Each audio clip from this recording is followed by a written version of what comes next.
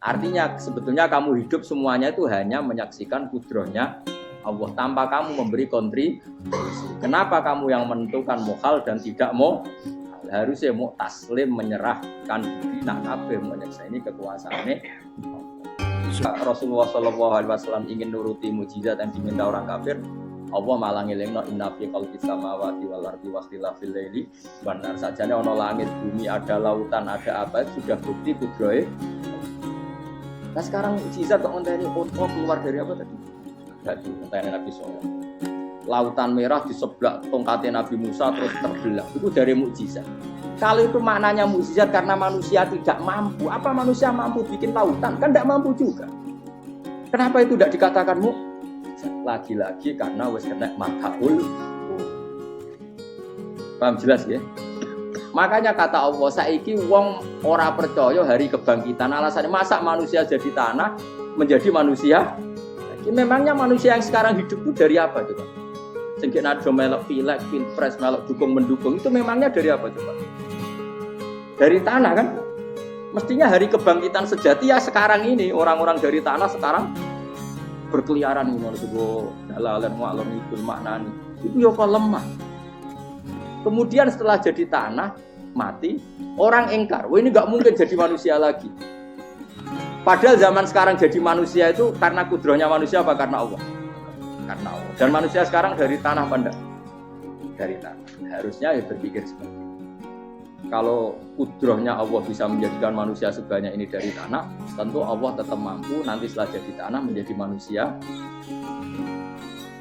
Kalau anda pulau nurut gitu, urip pun gitu. Karena tadi dari hidup menjadi tidak tahu. An-nasmun wa idza matu. Kita semua hanya tidur setelah mati baru, karena baru tersadar. Makanya analogi itu penting, kias itu penting. Ya saya beri contoh berkali-kali sama menonton. Sampean tak warai hujah ulama. Nanti pasti sampean taslim itu pasti nyerah. Kalau kamu disebut jeleknya oleh orang lain, kamu mangkel gak? Mangkel kan? Itu Imam Ghazali gini, kamu tak kasih resep supaya kalau ada orang mengingatkan kejelekan kamu itu tidak mangkel.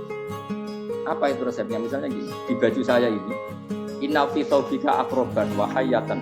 Di baju kamu itu ada kalajengking yang berbisa atau ada ular yang berbisa. Ada orang mengingatkan ini. Kamu terima kasih apa? Terima kasih. Karena ada sesuatu yang bahaya di diri kamu, diingatkan. Dan karena diingatkan itu Anda terus bisa menghilangkan sesuatu yang bahaya. Sekarang kamu punya sifat hasud, sifat dengki, sifat riya, sifat-sifat yang buruk.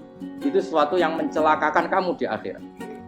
Kemudian ada orang mengingatkan itu. Harusnya kan kamu matur nuwun karena sifat yang buruk kamu diingatkan. Kemudian kamu berusaha Wong diingatkan ada kalajengking yang hanya madorot di badan kamu saja kamu terima kasih. Ini diingatkan ada hasud dengki yang madorotnya dunia akhir. Kamu tidak terima kasih. Jadi itu ulama dulu. Jadi kalau bikin hujah itu gampang sekali. Jika ulama dulu kalau berdebat kemudian diingatkan temannya, kalau dia salah misalnya, itu ya tenang saja. Karena mereka cukup punya akal, punya analogi untuk nganggap itu biasa. Kayak diingatkan ada kalajengking di tubuh kamu. Kamu matur nuwun enggak sama ingatkan? Tadi saya ngaji sore, ngaji di sini cerita. Kila itu Imam Ahmad. Itu mudah mereka iman sama Allah dan Rasul. Maka na yu'minu billahi wal yawmil akhir falyukrim apa? Jarul. Kalau kamu iman sama Allah dan Rasul maka muliakan tetangga. Itu ada seorang ulama dipanggil tetangganya, ayo ke rumah saya. Setelah sampai, udah pulang saya ada jadi butuh. Sampai di rumahnya dipanggil lagi. Ke situ lagi, udah pulang lagi saya sampai 3 kali. Itu si ulamanya senyum-senyum santai. Ketika pemuda tadi insaf dan minta maaf, kenapa Pak Ulama kamu kok tenang saja? Jawabannya enggak. Kata Rasulullah, saya disuruh hormat tetangga. Saya senang sekali bisa melakukan perintah Rasul. Jadi saya nurut kamu itu tidak ada urusannya dengan kamu karena perintahnya Rasul. Nangis pemuda tadi. Kalau kita kan enggak, gengsi dong, giambar. Ini kan kita gayanya mulai sunnah Rasul itu tak hadun. Nah kalau kamu sudah gitu, daftar jadi wali, mbok KPU-ne oleh nyetujui mbok kapan roh tapi. Saya ulang lagi ya. Jadi kamu harus terbiasa dengan kias yang diajarkan Quran ya. Jadi ketika biji-bijian jadi pohon besar itu pun kamu katakan mungkin. Padahal ketika kamu katakan mungkin, kamu pun tidak ikut menumbuhkan bijian jadi pohon asam yang besar. Itu menunjukkan kudrohnya Allah. Artinya sebetulnya kamu hidup semuanya itu hanya menyaksikan kudrohnya Allah tanpa kamu memberi kontribusi. Kenapa kamu yang menentukan mukhal dan tidak mau? Harusnya mau taslim menyerahkan diri nak kabeh menyaksikan kekuasaannya. Itu dimaksud Quran apa ya tanazzalul amru bainahunna kita alamu annallaha ala kulli syai'in qadir wa annallaha qad ahata bi kulli syai'in ilma. Alam raya dibikin variasi kayak gini mau tujuannya Allah supaya kalian menyaksikan kemampuannya. Boleh jelas ya. Makanya ketika ada pengiran, ketika bumi yang sudah mati tak hidupkan dengan hujan, begitulah kadzalikan nusyur. Ya kira-kira seperti itu proses sesuatu yang mati menjadi hidup lagi. Coba biji, misalnya biji apa? Biji kurma atau biji kacang atau biji apa? Kamu simpan di rumah bertahun-tahun, berpuluh-puluh tahun. Tentu ini berstatus biji yang mati.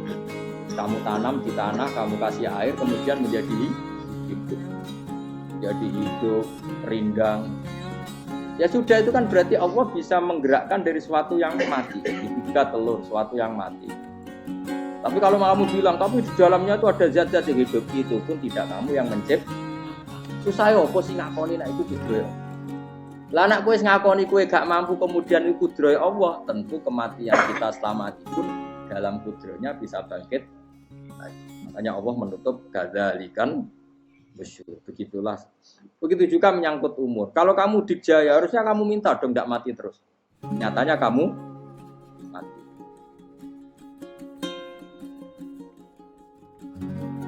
Makanya Allah pernah juga falola in kuntum ghairu madinin tarji'unaha in kuntum shodiqin. Kalau kamu merasa dijaya sebagai manusia, coba ketika nyawa kamu di kerongkongan, kembalikan lagi ke tubuh kamu. Nyatanya ada di ternyata kita hanya objek.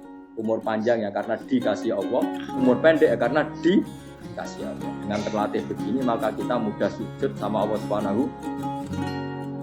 Itu harus dilatih terus sebagai seorang muslim. Jika kita hidup di negara apa saja, kondisi saja itu rileks. Karena semuanya itu karena kekuasaannya. Meskipun kita tentu bernegara yang baik. Dan kita ikut pilpres, ikut pileg, ya normal lah. Bertetangga yang baik, apa saja yang baik. Tapi semuanya itu kita menjaga konstitusinya Allah. Sampai ke Kongo, sana masjid ini enak. Itu tidak imangan, tidak kecewa betul. Nara kecewa, nggak belum sujud. Anak kita rawat supaya mereka jadi generasi penerus terus begitu jadi orientasi. Itu kalau sudah seperti itu namanya al-ulama warasatul anbiya. Emangnya Nabi mewarisi kita apa coba? Cara kita sujud, cara kita rukuk. Coba Quran kalau ngendikan warka'u ma'ar rabbi. Balillah faqus wakum.